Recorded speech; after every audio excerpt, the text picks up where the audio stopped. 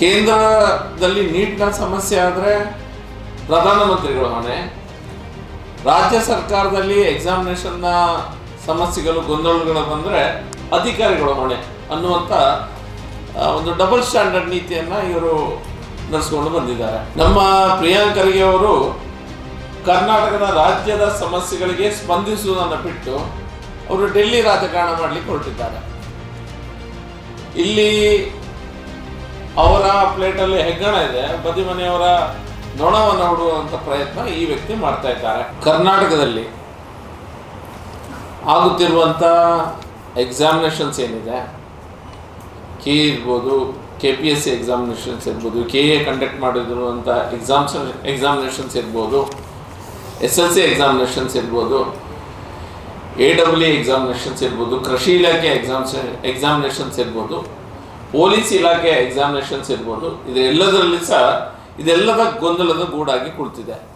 ಕೇಂದ್ರದಲ್ಲಿ ನೀಟ್ನ ಸಮಸ್ಯೆ ಆದರೆ ಪ್ರಧಾನಮಂತ್ರಿಗಳು ಹೊಣೆ, ರಾಜ್ಯ ಸರ್ಕಾರದಲ್ಲಿ ಎಕ್ಸಾಮಿನೇಷನ್ನ ಸಮಸ್ಯೆಗಳು ಗೊಂದಲಗಳು ಬಂದರೆ ಅಧಿಕಾರಿಗಳು ಹೊಣೆ ಅನ್ನುವಂಥ ಒಂದು ಡಬಲ್ ಸ್ಟ್ಯಾಂಡರ್ಡ್ ನೀತಿಯನ್ನು ಇವರು ನಡೆಸ್ಕೊಂಡು ಬಂದಿದ್ದಾರೆ. ಪ್ರಿಯಾಂಕ್ ಖರ್ಗೆ ಅವರಂಥ ಒಂದು ಇನ್ಸೆನ್ಸಿಟಿವ್ ಮಂತ್ರಿಗಳು, ಈಗ ಅದು ಗೃಹ ಮಂತ್ರಿಗಳಾಗಿದ್ದಾರೆ. ದ ಮೋಸ್ಟ್ ಇನ್ಸೆನ್ಸಿಟಿವ್ ಮಂತ್ರಿಗಳನ್ನು ನಾನು ಇಷ್ಟವರೆಗೆ ನೋಡಲಿಲ್ಲ.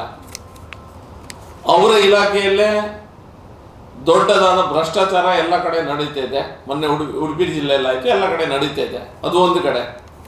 ಇನ್ನೊಂದು ಕಡೆ ಪೊಲೀಸ್ ಇಲಾಖೆಯ ಎಕ್ಸಾಮಿನೇಷನ್ಸ್ಗೆ 3 ವರ್ಷಗಳಿಂದ ಯುವಕ ಯುವತಿಯರು ತಯಾರಿಯನ್ನು ಮಾಡ್ತಾ ಇದ್ದಾರೆ. ಮೊದಲು ಎಕ್ಸಾಮಿನೇಷನ್ ಡೇಟನ್ನು ಫಿಕ್ಸ್ ಮಾಡಲಿಕ್ಕೆ ಇವ್ರ ಹತ್ರ ಗೊಂದಲ. 10 ಗಂಟೆ ಎಕ್ಸಾಮಿನೇಷನನ್ನು 11 ಗಂಟೆಗೆ ಕರೆಯೋದು, ಎಕ್ಸಾಮಿನೇಷನ್ನಲ್ಲಿ OMR ಶೀಟು ಮತ್ತು ಇದಕ್ಕೆ ಮಾರ್ಕ್ಸಿದ ನಂಬರಿಂಗಿಗೆ ತಾಳಮೇಳ ಇಲ್ಲ. ಇದೆಲ್ಲ ಗೊಂದಲದ ಗೂಡು. ಅವ್ರ ಹತ್ರ ಹೋಗಿ ಕೇಳಿದರೆ ಬೇರೆ ಬೇರೆ KA ಇಲಾಖೆಯಲ್ಲಿ ಸಹ ಭ್ರಷ್ಟಾಚಾರ ಆಯಿತು. KPSCಯಲ್ಲಿ ಚೇರ್ಮನ್ನ ಸಮಸ್ಯೆ ಏನಾಗಿದೆ ನಿಮ್ಗೆ ಗೊತ್ತಿತ್ತು. ಗವರ್ನರೇ ಡೈರೆಕ್ಟಾಗಿ ಇಂಟರ್ಫಿಯರೆನ್ಸ್ ಆದ ಕಾರಣಕ್ಕಾಗಿ ಅದನ್ನು ಒಂದು ಲೈನಿಗೆ ತರಲಿಕ್ಕಾಗಿದೆ. ಸರ್ಕಾರ ಹತ್ರ ಕೇಳಿದರೆ KPSCಯನ್ನೇ ನಾವು ಬ್ಯಾನ್ ಮಾಡ್ತೇವೆ, ಅದನ್ನೇ ತೆಗಿಬೇಕು ಅನ್ನುವಂಥ ಹಾರಿಕೆ ಉತ್ತರ. KPSCಯನ್ನು ಬ್ಯಾನ್ ಮಾಡಲಿಕ್ಕೆ ಕಾನ್ಸ್ಟಿಟ್ಯೂಷನಲ್ಲಿ ನಾಟ್ ಪಾಸಿಬಲ್, ಸಾಧ್ಯನೇ ಇಲ್ಲ. ಆದರೆ ಅದರಲ್ಲಿ ಸುಧಾರಣೆ ತರುವಂಥ ವ್ಯವಸ್ಥೆ ಅಥವಾ ಹಕ್ಕು ರಾಜ್ಯ ಸರ್ಕಾರಕ್ಕಿದೆ. ಅದನ್ನು ಸಹ ಇವರು ಅದರ ವಿಷಯಕ್ಕೆ ಸಹ ಹೋಗ್ತಾ ಇಲ್ಲ. ಕರ್ನಾಟಕ ಎಕ್ಸಾಮಿನೇಷನ್ ಕಂಡಕ್ಟಿಂಗ್ ಅಥಾರಿಟಿ ಏನಿದೆ, ಅವರು ಎಷ್ಟು ಎಕ್ಸಾಮಿನೇಷನ್ಗಳನ್ನು ಮಾಡ್ತಾ ಇದ್ದಾರೆ, ಎಲ್ಲದರಲ್ಲಿ ಸಹ ಗೊಂದಲ. ಮೊನ್ನೆ ಕೆಲವು ಎಕ್ಸಾಮಿನೇಷನ್ಗಳಲ್ಲಿ ಇಂಗ್ಲೀಷಿನ ಕನ್ನಡಕ್ಕೆ ಅನುವಾದವಂಥ ಸಂದರ್ಭದಲ್ಲಿ 90ಕ್ಕೂ ಹೆಚ್ಚು ಕ್ವಶನ್ಸ್ಗಳಲ್ಲಿ ಮಿಸ್ಟೇಕ್ ಆಗಿದೆ. ಪುನಃ ಎಕ್ಸಾಮಿನೇಷನ್ ಮಾಡ್ತಾರೆ. ಎಕ್ಸಾಮಿನೇಷನ್ ಮಾಡಿದಾಗ ಎಷ್ಟು ಇರೆಸ್ಪಾನ್ಸಿಬಲ್ ಅಂದರೆ 116 ಕ್ವಶನ್ಸ್ ಪುನಃ ತಪ್ಪಾಗಿದೆ. ಪುನಃ ಅದರಲ್ಲಿ ತಪ್ಪುಗಳನ್ನು ನೋಡಲಿಕ್ಕೆ ಸಾಧ್ಯ ಆಗಿದೆ. ನಮ್ಮ ಪ್ರಿಯಾಂಕ್ ಖರ್ಗೆ ಅವರು ಕರ್ನಾಟಕದ ರಾಜ್ಯದ ಸಮಸ್ಯೆಗಳಿಗೆ ಸ್ಪಂದಿಸುವುದನ್ನು ಬಿಟ್ಟು ಅವರು ಡೆಲ್ಲಿ ರಾಜಕಾರಣ ಮಾಡಲಿಕ್ಕೆ ಹೊರಟಿದ್ದಾರೆ. ಇಲ್ಲಿ ಅವರ ಪ್ಲೇಟಲ್ಲಿ ಹೆಗ್ಗಣ ಇದೆ, ಬದಿ ಮನೆಯವರ ನೊಣವನ್ನು ಹುಡುವಂಥ ಪ್ರಯತ್ನ ಈ ವ್ಯಕ್ತಿ ಮಾಡ್ತಾ ಇದ್ದಾರೆ. ಎಕ್ಸಾಮಿನೇಷನ್ ಸಿಸ್ಟಮಲ್ಲಿ ಹಿಂದೆ ಕೆಲವಾರು ಸಮಿತಿಗಳಿತ್ತು. PC ಹೋಟಾ ಕಮಿಟಿ ಒಂದು ವರದಿ ಕೊಟ್ಟಿದ್ರು. ನಂತರ 2016ನಲ್ಲಿ TB ಜಯಚಂದ್ರ ಅವರು ಮಿನಿಸ್ಟರ್ ಇದ್ದರು, ಅವರನ್ನು ಸ್ವೀಕಾರ ಮಾಡಿದರು. ಆದರೆ ಅದನ್ನು ಇನ್ನೂ ಸಹ ಇಂಪ್ಲಿಮೆಂಟೇಷನ್ ಮಾಡಲಿಲ್ಲ. ಮತ್ತು ಹಿಂದೆ ವೀರಪ್ಪ ಮೊಯ್ಲಿ ಅವರು ಮಾಡಿದಂಥ UPSC ಸುಧಾರಣೆಯನ್ನು ಸಹ ರಾಜ್ಯ ಸರ್ಕಾರ ಇನ್ನೂ ಸಹ ಅದನ್ನು ಮಾಡ್ತಾ ಇಲ್ಲ, ಅದನ್ನು ಇನ್ನೂ ಸಹ ಇಂಪ್ಲಿಮೆಂಟ್ ಮಾಡ್ತಾ ಇಲ್ಲ. ಅಂದರೆ ಅವರಿಗೆ KPSCಯಲ್ಲಿ ಭ್ರಷ್ಟಾಚಾರ ಮಾಡಬೇಕು ಅನ್ನುವಂಥ ಒಂದು ಲೂಪ್ ಹೋಲನ್ನು ಇಟ್ಕೊಂಡು ಸರ್ಕಾರ ಕೆಲಸಗಳನ್ನು ಮಾಡ್ತಾ ಇದೆ. KPSCಯಲ್ಲಿ ಯಾವ ಬ್ರಹ್ಮಾಂಡ ಭ್ರಷ್ಟಾಚಾರ ಆಗಿದೆ ನಿಮಗೆ ಗೊತ್ತಿದೆ. ಮುಖ್ಯಮಂತ್ರಿಗಳ ಗೃಹ ಕಚೇರಿ ಒಳಗಿಂದಲೇ ವೆಟರ್ನರಿ ಎಕ್ಸಾಮಿನೇಷನ್ ಆದ ನಂತರ 600 ಜನ ವಿದ್ಯಾರ್ಥಿಗಳಲ್ಲಿ 400 ಅದರಲ್ಲಿ ಪಾಸ್ ಆಗಿದ್ರು. 400 ವಿದ್ಯಾರ್ಥಿಗಳಲ್ಲಿ ಯಾರಾದರೂ ಪಾಸ್ ಆಗಿದ್ದಾರೆ ಅವರನ್ನು ಅರೌಂಡ್ 350 crores ಅಷ್ಟು ದೊಡ್ಡ ಸ್ಕ್ಯಾಮ್ನ ಮೂಲಕ ಒಬ್ಬೊಬ್ಬರ ಹತ್ರ 80 ಲಕ್ಷದಷ್ಟು ಹಣವನ್ನು ಇವರು ಡೈರೆಕ್ಟಾಗಿ ಕೇಳಿ ನಮಗೆಲ್ಲರಿಗೂ ಗೊತ್ತಿರುವಂಥ ವಿಷಯ. ಇಷ್ಟು ದೊಡ್ಡ ವಿಷಯಗಳಿದೆ. ಇದನ್ನು ಪ್ರಿಯಾಂಕ್ ಖರ್ಗೆ ಅವರು ಹೇಳ್ತಾರೆ. ಇದೆಲ್ಲ ವಿಷಯಗಳು ಬಂದಾಗ ನೀವು 21 ದಿನ ಪ್ರತಿಭಟನೆ ಮಾಡಿ, 21 ದಿನ ಪ್ರತಿಭಟನೆ ಮಾಡಿದ ನಂತರ ನಾವು ಲಾಠಿ ಚಾರ್ಜ್ ಮಾಡ್ತೇವೆ, ಲಾಠಿ ಚಾರ್ಜ್ ಮಾಡಿದ ನಂತರ ನಾವು ರಿಸಿಗ್ನೇಷನ್ ಕೊಡ್ತೇವೆ ಅನ್ನುವಂಥ ಮೋಸ್ಟ್ ಇನ್ಸೆನ್ಸಿಟಿವ್ ಒಂದು ಹೇಳಿಕೆ. ಒಂದು ಗೃಹ ಮಂತ್ರಿಗಳಾಗಿ ಈ ಒಂದು ರಾಜ್ಯದ ಯುವ ಜನತೆ ಏನಿದೆ, ಅಥವಾ ಜನ್ಝಿ ಅಂತ ಇವರು ಯಾರು ಕರಿತಾ ಇದ್ದಾರೆ, ಅಥವಾ ಯುವಕರು ಯಾರು ಎಕ್ಸಾಮಿನೇಷನ್ಸನ್ನು ಕೊಟ್ಟಿದ್ದಾರೆ, ಅವರ ಆಸೆ ಆಕಾಂಕ್ಷೆಗಳಿಗೆ ನೀರನ್ನು ಹಾಕುವಂಥ ಕೆಲಸಗಳನ್ನು, ತಣ್ಣೀರನ್ನು ಎರಚುವಂಥ ಕೆಲಸಗಳನ್ನು ಮಾಡ್ತಾ ಇದ್ದಾರೆ. 3 ವರ್ಷ ಆಯಿತು. ಉದ್ಯೋಗ ಅವಕಾಶಗಳು 2.5 lakhs ಅಧಿವೇಶನದಲ್ಲಿ ನಾವು ಪ್ರಶ್ನೆ ಹಾಕಿದಾಗ ಉತ್ತರ ಕೊಟ್ಟಿದ್ದಾರೆ. 2.5 ಲಕ್ಷ ಇನ್ನೂ ಸಹ ಜಾಬ್ ವೇಕೆನ್ಸೀಸ್ ಇದೆ. ಎಕ್ಸಾಮಿನೇಷನನ್ನು ಏನೋ ಮಾಡಿದಾಗ ಮಾಡ್ತಾರೆ, ಆದರೆ ಅವರ ಕೈಗೆ ದುಡ್ಡು ತಲುಪ್ತಾ ಇಲ್ಲ. ಇವರು ಭ್ರಷ್ಟಾಚಾರ ಮಾಡುವ ದಾರಿಯಲ್ಲಿ ಸಿಕ್ಕಿಬೀಳ್ತಾ ಇದ್ದಾರೆ. ಹಾಗಾಗಿ ಅವರು ಈ ಜಾಬನ್ನು ಫಿಲ್ಅಪ್ ಮಾಡ್ತಾ ಇಲ್ಲ, ವೇಕೆನ್ಸಿಯನ್ನು ಹಾಗೆ ಮೇಂಟೈನ್ ಮಾಡ್ತಾ ಇದ್ದಾರೆ. 2.5 ಲಕ್ಷ ಜಾಬ್ ಆಲ್ರೆಡಿ ವೇಕೆನ್ಸಿ ಇದೆ. 2.5 ಲಕ್ಷವನ್ನು ಇವರಿಗೆ 3.5 ವರ್ಷ ಜಾಸ್ತಿ ಆಯಿತು. 4 ವರ್ಷ ಹತ್ರ ಬಂತು. 3 ವರ್ಷ ಇದಾಗಿದೆ, ಸರ್ಕಾರ ಬಂದು 3 ವರ್ಷ ಆಗಿದೆ. ಇನ್ನೂ ಸಹ ಈ ವೇಕೆನ್ಸಿಯನ್ನು ಫಿಲ್ ಮಾಡುವಂಥ ಪ್ರಯತ್ನ ಇವರು ಯಾರೂ ಮಾಡ್ತಾ ಇಲ್ಲ. ಅಂದರೆ ಎಲ್ಲದರಲ್ಲಿ ಸಹ ಭ್ರಷ್ಟಾಚಾರ. ಮಾತಾಡ್ಲಿಕ್ಕೆ ಹೋದರೆ ಈ ರೀತಿಯ ಅಸಡ್ಡೆಯ ಮಾತುಗಳನ್ನು ಇವರು ಮಾಡ್ತಾ ಇದ್ದಾರೆ. ಒಂದು ಕಡೆ ಮುಖ್ಯಮಂತ್ರಿಗಳು ನಾನು ಎಕಾನಮಿಕಲಿ ಸ್ಟೇಟನ್ನು ಸರಿ ಮಾಡ್ತೇನೆ ಅನ್ನುವಂಥ ಮಾತನ್ನು ಹೇಳ್ತಾ ಕೋಟಿಗಟ್ಟಲೆ ಸಾವಿರ ಕೋಟಿ ಲೋನ್ ಮಾಡ್ತಾ ಇದ್ದಾರೆ. ಈ ಪ್ರಿಯಾಂಕರ್ಗೆ ಇಡೀ ಕಾನೂನು ಸುವ್ಯವಸ್ಥೆ ಎಲ್ಲ ಕಡೆ ಹದಗೆಟ್ಟಿದೆ. ಯಾವುದೇ ಒಂದು ಪೊಲೀಸ್ ಸ್ಟೇಷನ್ಗೆ ಹೋಗಿ ನೋಡಿ, ಪೊಲೀಸ್ ಸ್ಟೇಷನಲ್ಲಿ ಭ್ರಷ್ಟಾಚಾರ ಮಿತಿ ಮೀರ್ತಾ ಇದೆ. ಮಿತಿ ಮೀರಿದಂಥ ಭ್ರಷ್ಟಾಚಾರ. ಹೆಣ್ಮಕ್ಳು ಇನ್ನೂ ಸಹ ಸಾಯಂಕಾಲ ಆದ ನಂತರ ಬೆಂಗಳೂರು ಮತ್ತು ಕೆಲವು ಪೇಟೆಗಳಲ್ಲಿ ಹೊರಗೆ ಬರಲಿಕ್ಕೆ ಹೆದರ್ತಾ ಇದ್ದಾರೆ. ವಿದ್ಯಾರ್ಥಿಗಳಿಗೆ ಸಹ ಹೆದರ್ತಾ ಇದ್ದಾರೆ. ಡ್ರಗ್ಸಿನ ಹಾವಳಿ ಎಲ್ಲ ಕಡೆ, ಎಲ್ಲೆಲ್ಲಿ ಎಜುಕೇಷನ್ ಇನ್ಸ್ಟಿಟ್ಯೂಷನ್ಸ್ ಇದೆ ಅಲ್ಲೆಲ್ಲ ಕರೆಕ್ಟಾಗಿ ನಡೀತಾ ಇದೆ. ಯಾವುದೇ ಇವ್ರ ಕಡೆಯಿಂದ 3-4 ತಿಂಗಳಿಗೆ ಒಂದ್ಸತಿ ಒಂದು ಡ್ರಗ್ ಹಾಲ್ ಇಷ್ಟು ಡ್ರಗ್ಸನ್ನು ಹಿಡಿತಾರೆ, ಪುನಃ ಅದೇ ರೀತಿಯ ವ್ಯವಸ್ಥೆ. ಅದ್ರ ಬಗ್ಗೆ ಸಹ ಯಾವುದೇ ರೀತಿಯಾದ ಪ್ರೋಆಕ್ಟಿವ್ ಡಿಸಿಷನ್ಸ್ ಏನು ಸಹ ಸರ್ಕಾರದಿಂದ ಆಗ್ತಾ ಇಲ್ಲ. ಪ್ರೋಆಕ್ಟಿವ್ ಡಿಸಿಷನ್ಸ್ ಹಾಗೆ ನೀವು ಯೂರಿನ್ ಟೆಸ್ಟ್ ಮಾಡೋದನ್ನು ರ್ಯಾಂಡಮ್ ಆಗಿ ಎಲ್ಲ ಕಾಲೇಜ್ಗಳಲ್ಲಿ ಎಲ್ಲ ಸ್ಟೂಡೆಂಟ್ಸನ್ನು ಅಥವಾ ಪೇರೆಂಟ್ಸನ್ನು ಕೂರ್ತು ಅದರ ಬಗ್ಗೆ ಮೀಟಿಂಗ್ ಮಾಡೋದಿರ್ಬೋದು, ಯಾವುದೇ ವಿಷಯದ ಬಗ್ಗೆ ಪೊಲೀಸ್ ಇಲಾಖೆ ಇರ್ಬೋದು ಸರ್ಕಾರ ತಲೆ ಹಾಕ್ತಾ ಇಲ್ಲ. ಅಂದರೆ ಅವರೆಲ್ಲರೂ ಸಹ ಸ್ಟೇಟ್ಮೆಂಟಿಗೆ ಸೀಮಿತವಾದಂಥ ಒಂದು ಸರ್ಕಾರ. ಇವರ ಈ ಎಕ್ಸಾಮಿನೇಷನ್ ಬಗ್ಗೆ SLC ಪರೀಕ್ಷೆಗಳಲ್ಲಿ ಪ್ರಶ್ನೋತ್ತರ ಸೋರಿಕೆ ಆಗಿದ್ದು ನಮಗೆಲ್ಲರಿಗೂ ಗೊತ್ತಿದೆ. SLC ಪರೀಕ್ಷೆಯಲ್ಲಿ ಎಕ್ಸಾಮಿನೇಷನ್ ಕ್ವಶನ್ ಪೇಪರ್ ಲೀಕ್ ಆಗ್ತದೆ, ಆದರೆ ಅದಕ್ಕೆ ಯಾರೂ ಸಹ ಹೊಣೆಗಾರಿಕೆಯನ್ನು ಯಾರೂ ತೆಗೆದುಕೊಳ್ತಾ ಇಲ್ಲ. ಮಿನಿಸ್ಟ್ರ್ ಅವ್ರದ್ದು ರಿಸೈಗ್ನೇಷನ್ ಕೊಡಬೇಕಿತ್ತು, ನಿಮ್ಗೆ ಹೇಗೂ ಸಹ ಗೊತ್ತಿದೆ. ಈ ಸರ್ಕಾರ ಆ ವ್ಯವಸ್ಥೆಯಲ್ಲಿ ಇಲ್ಲ. ಭ್ರಷ್ಟಾಚಾರ ಮಾಡಿದವರಿಗೆ ಸ್ವಲ್ಪ ಸಪೋರ್ಟ್ ಮಾಡುವಂಥ ವ್ಯವಸ್ಥೆ ಸರ್ಕಾರದ ಇನ್ಬ್ರೆಡ್ ಸಿಸ್ಟಮಲ್ಲೇ ಇದೆ. ಇದೆಲ್ಲ ವಿಷಯವನ್ನು ನಾವು ಬಾರಿ ಸಾರಿ ಅವ್ರ ಹತ್ರ ಹೇಳಿದ್ರು ಸಹ ಯಾವುದೇ ಮಂತ್ರಿಗಳು ಇದನ್ನು ಕುಳಿತುಕೊಂಡು ಸರಿ ಮಾಡುವಂಥ ಪ್ರಯತ್ನ, ಖಾಲಿ ಪ್ರೆಸ್ನವ್ರು ಕರೀತಾರೆ, ಪ್ರೆಸ್ನ ಮೂಲಕ ಹೇಳ್ತಾರೆ, ಬಟ್ ನೋ ಪ್ರೋಆಕ್ಟಿವ್ ಆ್ಯಕ್ಷನ್. ಯಾವುದೇ ರೀತಿಯ ಪ್ರೋಆಕ್ಟಿವ್ ಆ್ಯಕ್ಷನ್ಸ್ ಈ ಸರ್ಕಾರದಿಂದ ಆಗ್ತಾ ಇಲ್ಲ. KPSC ಎಕ್ಸಾಮ್ಸನ್ನು ಈಗ ಎಷ್ಟು ವೇಕೆನ್ಸಿ ಇದೆ KPSCಯಲ್ಲಿ, ತಹಶೀಲ್ದಾರ್ ಹುದ್ದೆಗಳಿರ್ಬೋದು, AC ಹುದ್ದೆಗಳಿರ್ಬೋದು, ಅದನ್ನು ಇವರು 3 ವರ್ಷದಿಂದ ಪುನಃ ಎಕ್ಸಾಮಿನೇಷನ್ ಮಾಡೋದು, ಅದರಲ್ಲಿ ಲೂಪ್ ಹೋಲ್ಸನ್ನು ನೋಡೋದು, ಪುನಃ ಅದ್ರ ಮುಂದೆ ಹಾಕೋದು, ಇದೇ ಆಗ್ತಾಯಿದೆ. ವರ್ಷ ಪೂರ್ತಿ ಈ ನಮ್ಮ ಯುವತಿಯರು ಹಗಲು ರಾತ್ರಿ ಕೂತ್ಕೊಂಡಿದ್ದಕ್ಕೆ ಪ್ರಿಪೇರ್ ಮಾಡ್ತಾರೆ. ಇದು ಸುಲಭ ಇಲ್ಲ, ಪ್ರಿಪೇರ್ ಮಾಡ್ತಾರೆ. ಎಲ್ಲೆಲ್ಲಿ ಬಾಡಿಗೆ PGಗಳಲ್ಲೆಲ್ಲ ಮನೆ ಮಾಡಿಕೊಂಡು ಕೂತ್ಕೊಂಡು ಕಲಿತಾ ಇರ್ತಾರೆ. ಕಲಿತು 1 ವರ್ಷ 2 ವರ್ಷ ಕಲಿತಾರೆ. ಈ ಎಕ್ಸಾಮಿನೇಷನ್ ಅನೌನ್ಸ್ ಆದ ನಂತರ ಟೋಟಲ್ ಆಗಿ ಅದರಿಂದ ಇರ್ತಾರೆ. ಎಕ್ಸಾಮಿನೇಷನ್ ಮಾಡ್ತಾರೆ. ಎಕ್ಸಾಮಿನೇಷನ್ ಮಾಡಿದ ನಂತರ ಎಕ್ಸಾಮಿನೇಷನ್ ಮುಂದುವರಿಸ್ತಾರೆ. ಎಕ್ಸಾಮಿನೇಷನ್ನ ಪೋಸ್ಟ್ಪೋನ್ ಮಾಡ್ತಾರೆ. ಎಕ್ಸಾಮಿನೇಷನನ್ನು ಕ್ಯಾನ್ಸಲ್ ಮಾಡ್ತಾರೆ. ಯಾವುದೇ ಯೂನಿವರ್ಸಿಟಿ ಇವರೀಗ ಏನು ಯುವ ಜನರ ಬಗ್ಗೆ ಕಾಳಜಿ ಅನ್ನುವ ರೀತಿಯಲ್ಲಿ ರಾಹುಲ್ ಗಾಂಧಿ, ಪ್ರಿಯಾಂಕಾ ಗಾಂಧಿ ಮತ್ತು ಪ್ರಿಯಾಂಕ್ ಖರ್ಗೆ ಇರ್ಬೋದು, ನಮ್ಮ ಮಿನಿಸ್ಟರ್ ಇರ್ಬೋದು, ಯಾವ ಆ್ಯಕ್ಟಿಂಗನ್ನು ಮಾಡ್ತಾ ಇದ್ದಾರೆ.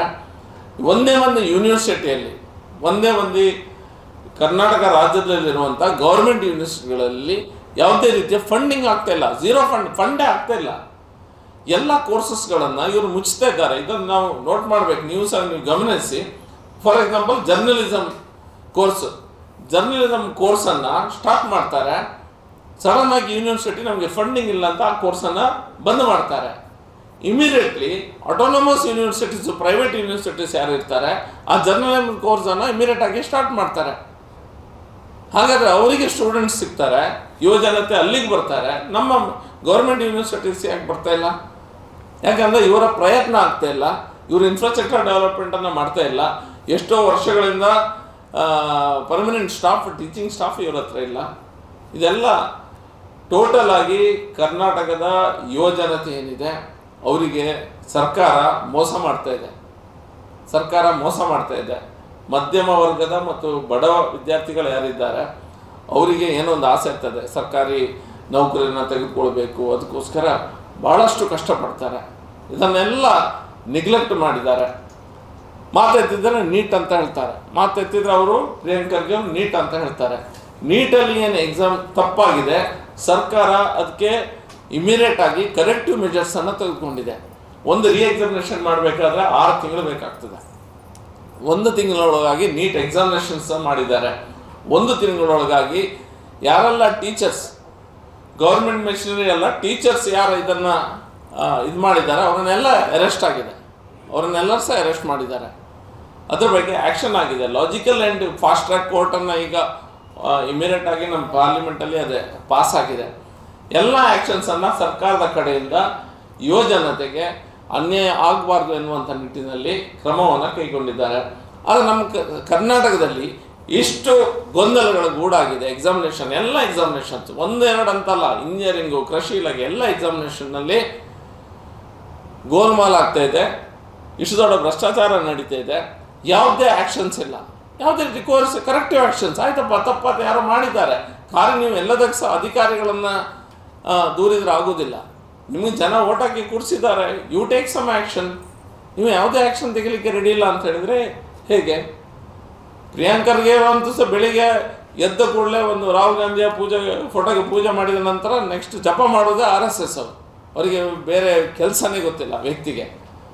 ನಾನು ಹಿಂದೆ ಸಹ ಹೇಳಿದ್ದೆ, ಅವರಿಗೆ ಸರ್ವಜ್ಞ ಸಿಂಡ್ರೋಮ್ ಅಂತ ಒಂದು ಸಮಸ್ಯೆ ಇದೆ ಅವರಿಗೆ.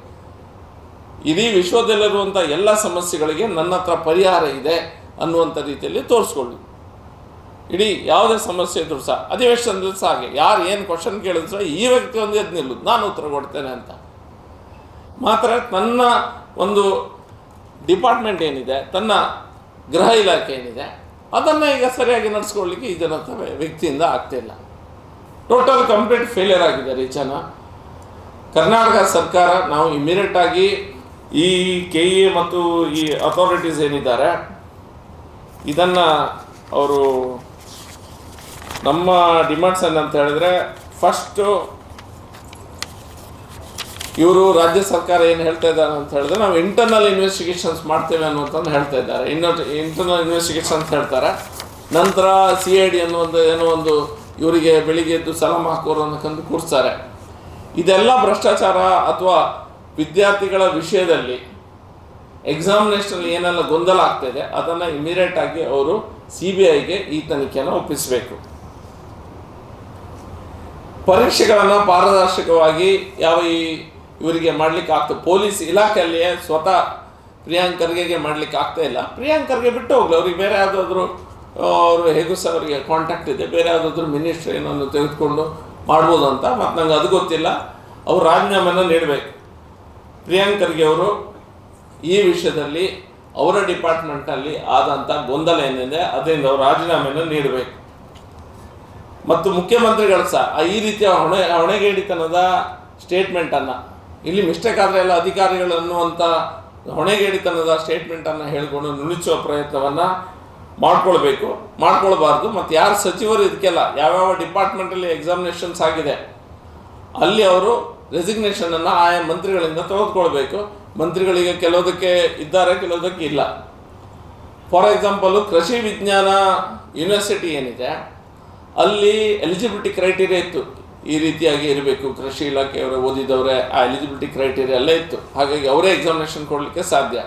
ಹಿಂದೆ ಅದು ಪಂಚಾಯತ್ ರಾಜ್ ಅಡಿಯಲ್ಲಿ ಬರ್ತಾಯಿತ್ತು, ಬಹುಶಃ ಪ್ರಿಯಾಂಕರ್ಗೆ ಅವರ ಅಡಿಯಲ್ಲಿ ಬರ್ತಾಯಿತ್ತು. ಅದನ್ನು ಡಬಲ್ ಚೆಕ್ ಮಾಡ್ಕೊಳ್ಬೇಕು. ಅದು ಇವರು ಯಾವ ರೀತಿಯ ಬದಲಾವಣೆಗಳನ್ನು ತಂದಿದೆ ಅಂತ ಹೇಳಿದರೆ, ಆ ಎಲಿಜಿಬಿಲಿಟಿ ಕ್ರೈಟೀರಿಯಾನ ಕೃಷಿ ಇಲಾಖೆಯಲ್ಲಿ ಕೆಲಸಕ್ಕೆ ಸೇರಲಿಕ್ಕೆ ಎಲಿಜಿಬಿಲಿಟಿ ಕ್ರೈಟೀರಿಯಾವನ್ನೇ ಚೇಂಜ್ ಮಾಡಿ ಅವರಿಗೆ ಬೇಕಾದ ಹಾಗೆ ಎಲಿಜಿಬಿಲಿಟಿ ಕ್ರೈಟೀರಿಯಾವನ್ನು ತಯಾರು ಮಾಡಿ ಈಗ ಹಿಂಬಾಗಲಿನಿಂದ ಅವರನ್ನು ತೆಗೆದುಕೊಳ್ಳಲಿಕ್ಕೆ, ಜಾಬನ್ನು ಕೊಡಲಿಕ್ಕೆ ಒಂದು ಅವಕಾಶ ಮಾಡಿಕೊಡುವಂಥ ಕಾಯ್ದೆ ಅನ್ಸಲಿ ಅವರು ಪಾಸ್ ಮಾಡ್ಕೊಂಡಿದ್ದಾರೆ.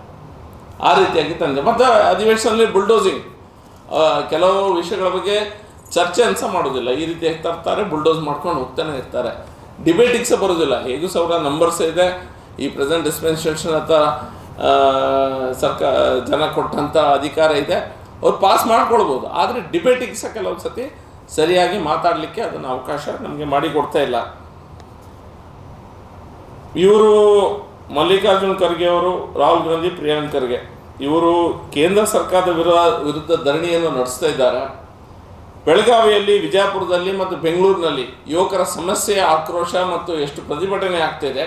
ಓಕೆ, ಅಟ್ಲೀಸ್ಟ್ ಒಂದು ಪೇಪರ್ ಸ್ಟೇಟ್ಮೆಂಟ್ ಆಯ್ತು, ನಮ್ಮಿಂದ ಹೀಗಾಗಿದೆ, ಹೀಗೆ ಅವ್ರ ಸಮಸ್ಯೆ ಇದೆ, ಅದಕ್ಕೆ ಪರಿಹಾರ ಕೊಡುವ ಯತ್ನವನ್ನು ಮಾಡ್ತೇ ಅನ್ನುವಂಥ ಮಾತನ್ನು ಸಹ ಇವರು 3 ಜನ ಆಡ್ತಾ ಇಲ್ಲ. ಖಾಲಿ ಕೇಂದ್ರ ಸರ್ಕಾರ ನೀಟು, ಕೇಂದ್ರ ಸರ್ಕಾರ ನೀಟ್ ಅನ್ನುವಂಥ ಮಾತನ್ನು ಇವರು ಆಡ್ತಾ ಇದ್ದಾರೆ. KPSC KEA ಮುಖ್ಯಸ್ಥರು ಏನಿದ್ದಾರೆ ಅದನ್ನೆಲ್ಲ ಇವರು ಇಮಿಡಿಯೇಟ್ ಆಗಿ ಅದನ್ನು ಕ್ಲೀನಪ್ ಮಾಡಬೇಕು. KPSCಯಲ್ಲಂತೂ ಟೋಟಲ್ ಆಗಿ ಈಗ ನಾನು ಹೇಳಿದಾಗ ಗವರ್ನರ್ ಇಂಟರ್ಫಿರೆನ್ಸ್ ಆಗಿದೆ, ಮತ್ತು ಟೋಟಲ್ ಆಗಿ ಕ್ಲೀನಪ್ ಮಾಡಲೇಬೇಕು. KEಯಲ್ಲಿ ಸಹ ಆ ಪದ್ಧತಿಯನ್ನೇ ಕರೆಕ್ಟ್ ಮಾಡಬೇಕಂತ ಅವಶ್ಯಕತೆ ಇದೆ. ಇಷ್ಟನ್ನು ಅವರು ಮಾಡಲೇಬೇಕು. ಟೋಟಲ್ ಆಗಿ ಎಲ್ಲ ಸ್ಕ್ಯಾಮ್ಗಳನ್ನು ಅವರು CBIಗೆ ಇದನ್ನು ಟೋಟಲ್ ಆಗಿ ಎಕ್ಸಾಮಿನೇಷನಲ್ಲಿ ಏನೆಲ್ಲ ಸಮಸ್ಯೆ ಆಗಿದೆ ಕರ್ನಾಟಕದಲ್ಲಿ CBIಗೆ ಕೊಡಬೇಕು. ಯಾಕಂತ ಹೇಳಿದ್ರೆ ಇದಕ್ಕೆ ಲಾಜಿಕಲ್ ಎಂಡಿಗೆ ಇವರು ತೆಗೆದುಕೊಂಡು ಹೋಗೋದಿಲ್ಲ. 2000 ನಿಮಗೆ ಗೊತ್ತಿರ್ಬೋದು, 2016ರಲ್ಲಿ PUC ಪೇಪರ್ ಲೀಕ್ ಆಯಿತು, ಕೆಮಿಸ್ಟ್ರಿ ಪೇಪರ್ 16ರಲ್ಲಿ ಸಿದ್ದರಾಮಯ್ಯರಿದ್ದರು. ಲೀಕ್ ಆದ ತಕ್ಷಣ ಇವರು ದೊಡ್ಡದಾಗಿ ಕಾಲೇಜ್ನವರು, ಶಾಲೆಯವರು ಅಂತ ಇದ್ದವ್ರ ಮೇಲೆಲ್ಲ ಆರೋಪ ಹೊರಿಸಿದ್ರು. ಎಕ್ಸಾಮ್ ಮಾಡಿದರು, ಎಷ್ಟೋ ದಿನದಲ್ಲಿ ಎಕ್ಸಾಮ್ ಮಾಡಿದರು. ಕೆಮಿಸ್ಟ್ರಿ ಪೇಪರ್ ಎಕ್ಸಾಮ್ ಆಗ್ತಿರುವಂಥ ಸಂದರ್ಭದಲ್ಲೇ ಪುನಃ ನಿಲ್ಲಿಸಿದ್ರು. ಯಾಕಂದರೆ ಪುನಃ ಸೆಕೆಂಡ್ ಟೈಮ್ ಲೀಕ್ ಆಯಿತು, ಅದೇ ಪೇಪರ್ ಇಮಿಡಿಯೇಟಾಗಿ ಲೀಕ್ ಆಯಿತು. ಆ ಪೇಪರನ್ನು ಸಹ ನಿಲ್ಲಿಸಿದ್ರು. 2 ಎಕ್ಸಾಮನ್ನು ಅವ್ರಿಗೆ ಕಣ್ಣೆದುರೇ ಲೀಕ್ ಆಯಿತು. ನಂತರ ಎಕ್ಸಾಮ್ಸ್ ಆಯಿತು. 40 ಜನರ ಮೇಲೆ ಇವರು ಚಾರ್ಜ್ ಶೀಟನ್ನು ಮಾಡಿದರು. 40 ಜನರ ಚಾರ್ಜ್ ಶೀಟು ಮೊನ್ನೆ 2024ಕ್ಕೆ ಕೋರ್ಟಲ್ಲಿ ನಡೀತಾ ಇತ್ತು. ಇವರು ಯಾರು ಸಹ ಅದನ್ನು ಎಷ್ಟು ಲೂಪ್ ಹೋಲ್ಸನ್ನು ಇಟ್ಟಿದೆ ಅಂತ ಹೇಳಿದ್ರೆ, ಅಷ್ಟು ಜನ ಕೋರ್ಟ್ ಅವರನ್ನು ಬಿಟ್ಟಿದೆ. ಅಷ್ಟು ಜನ, ನಾಟ್ 1 ಪರ್ಸನ್ ಹ್ಯಾಸ್ ಬಿನ್ ಇದಾಗಲಿಲ್ಲ, ಅವರಿಗೆ ಶಿಕ್ಷೆ ಆಗಲಿಲ್ಲ. 2000 ಆದಂಥ ಕಾಂಗ್ರೆಸ್ ಸರ್ಕಾರದಲ್ಲಿ ಇದ್ದಂಥ ಸಮಯದಲ್ಲೇ ಆದಂಥ ವಿಷಯ. ಮೊನ್ನೆ 2024ವರೆಗೆ ಕೋರ್ಟಲ್ಲಿತ್ತು. ಇವ್ರ ಕೇಸ್ಗಳನ್ನು ಅಷ್ಟು ಲೂಸಾಗಿ ಮಾಡ್ತಾ ಇದ್ದಾರೆ. ಒಂದು ವ್ಯಕ್ತಿಯನ್ನು ಇವರಿಗೆ ಅದರಲ್ಲಿ ಕನ್ವಿಕ್ಟ್ ಮಾಡಲಿಕ್ಕೆ ಆಗಲಿಲ್ಲ ಕೋರ್ಟಲ್ಲಿ. 40 ಜನರು ಸಹ, ಅಷ್ಟು ಜನ ಸಹ ಸೇಫಾಗಿ ಹೋಗಿದ್ದಾರೆ. ಹಾಗಾದರೆ ಆ 2016ರ ಎಕ್ಸಾಮಿನೇಷನ್ ಲೀಕಲ್ಲಿ ಯಾರು ಕಾರಣ? ಯಾರು ಹೋಗೋದು ಆಟೋಮೆಟಿಕ್ ಆಗಿ ಆಯಿತಾ? ಯಾಕೆ ಇವ್ರ ಕೇಸನ್ನು ಅಷ್ಟು ಲೂಸ್ ಮಾಡಿದ್ದಾರೆ ಅಂದರೆ ಇವರೆಲ್ಲರದ್ದು ಈ ಭ್ರಷ್ಟಾಚಾರದಲ್ಲಿ ಇವರು ಎಲ್ಲ ಭಾಗಿಯಾಗಿದ್ದಾರೆ. ಇವರೆಲ್ಲ ಭಾಗಿಯಾದ ಕಾರಣಕ್ಕಾಗಿ ಇದಾಗಿದೆ. ಲಾಜಿಕಲ್ ಎಂಡಿಗೆ ನಿಮ್ಗೆ ಯಾವುದೇ ಒಂದು ವಿಷಯನ ತೆಗೆದುಕೊಳ್ಳಿಕ್ಕೆ ಆಗದಿದ್ದರೆ ಜನರಿಗೆ ನ್ಯಾಯ ಕೊಡಲಿಕ್ಕೆ ಸಾಧ್ಯ ಇಲ್ಲ. ವ್ಯಕ್ತಿಗಳು, ಯುವ ಜನರಿಗೆ, ಯುವಕರಿಗೆ ಎಕ್ಸಾಮಿನೇಷನ್ ಅಥಾರಿಟಿಯಲ್ಲಿ ಅವರೆಲ್ಲ ಸ್ಲ್ಯಾಕ್ ಆಗಿದೆ. ಈಗ ಎಲ್ಲರೂ ಯೋಚನೆ ಮಾಡ್ತಾ ಇದ್ದಾರೆ ಏನಾಗೋದಿಲ್ಲ ಅನ್ನುವಂಥದ್ದನ್ನು. ಅದಕ್ಕೋಸ್ಕರ ಈಗ ಕೇಂದ್ರ ಸರ್ಕಾರ ಯಾವ ಚೇಂಜಸ್ಗಳನ್ನು ತಂದಿದೆ ಅದರಲ್ಲಿ ಟೋಟಲ್ ಆಗಿ ನಿಮ್ಗೆ ಗೊತ್ತಿದೆ ಈಗ ಯಾವ ರೀತಿಯ ಪನಿಷ್ಮೆಂಟ್ಸ್ ಇದೆ, ಯಾವ ರೀತಿಯ ಫೈನ್ಸ್ ಇದೆ, ಯಾವ ರೀತಿಯ ಕೋರ್ಟಲ್ಲಿ ಫಾಸ್ಟ್ ಟ್ರ್ಯಾಕ್ ಸಿಸ್ಟಮ್ ಆಗಿದೆ, ಕ್ವಶನ್ ಪೇಪರ್ ಸಿಲೆಕ್ಷನ್ನಲ್ಲಿ ಯಾವ ರೀತಿಯ ಬದಲಾವಣೆಗಳನ್ನು ತಂದಿದ್ದಾರೆ, ಹೇಗೆ ಟೆಕ್ನಾಲಜಿಯನ್ನು ಯೂಸ್ ಮಾಡ್ತಾ ಇದ್ದಾರೆ ನಾವು ನೋಡಿದ್ದೇವೆ. ಅದೇ ರೀತಿಯ ಬದಲಾವಣೆಗಳನ್ನು, ವಿಷಯಗಳನ್ನು ರಾಜ್ಯದಲ್ಲಿ ಸಹ ತರಬೇಕು, ಕರ್ನಾಟಕದಲ್ಲಿ ಸಹ ತರಬೇಕು, ಇಮಿಡಿಯೇಟಾಗಿ ತರಬೇಕು ಮತ್ತು CBIಗೆ ಕೊಡಬೇಕು. ಈ ಕಾರ್ಯಕ್ರಮದ ಪ್ರಾಯೋಜಕರು Gadiyar group of companies, specialised in piling and shoring, engineering consultancy, firefighting, steel structures, real estate. Office SIT Tower, Silicon Oasis, Dubai, UAE. ಸ್ನೇಹಿತರೆ, ನಿಮ್ಮ ಅದ್ಭುತ ಬೆಂಬಲದಿಂದ ಸನ್ಮಾರ್ಗ ನ್ಯೂಸ್ ಚಾನೆಲ್ ಈಗ 2 ಲಕ್ಷ ಸಬ್ಸ್ಕ್ರೈಬರ್ಗಳನ್ನು ದಾಟಿದೆ. ಇದು ನಮ್ಮ ಯಶಸ್ಸಲ್ಲ, ಇದು ನಿಮ್ಮ ಯಶಸ್ಸು. ನಮ್ಮ ಮುಂದಿನ ಗುರಿ 4 ಲಕ್ಷ. ಇದು ಕಷ್ಟವಲ್ಲ. ನೀವು ಮಾಡಬೇಕಾದದ್ದು ಸಿಂಪಲ್. ನೀವು ಸನ್ಮಾರ್ಗ ನ್ಯೂಸ್ ಚಾನೆಲ್ ವಿಡಿಯೋವನ್ನ ನಿಮ್ಮ ಸ್ನೇಹಿತರಿಗೆ, ಕುಟುಂಬದವರೊಂದಿಗೆ ಹಂಚಿಕೊಳ್ಳಿ ಮತ್ತು ಅವರಲ್ಲೂ ಸಬ್ಸ್ಕ್ರೈಬ್ ಮಾಡಲು ಹೇಳಿ. ನೀವು ಶಕ್ತಿಯನ್ನು ಕೊಡಿ, ನಾವು ನಿಖರ ಸುದ್ದಿ ಕೊಡ್ತೇವೆ. ಧನ್ಯವಾದಗಳು.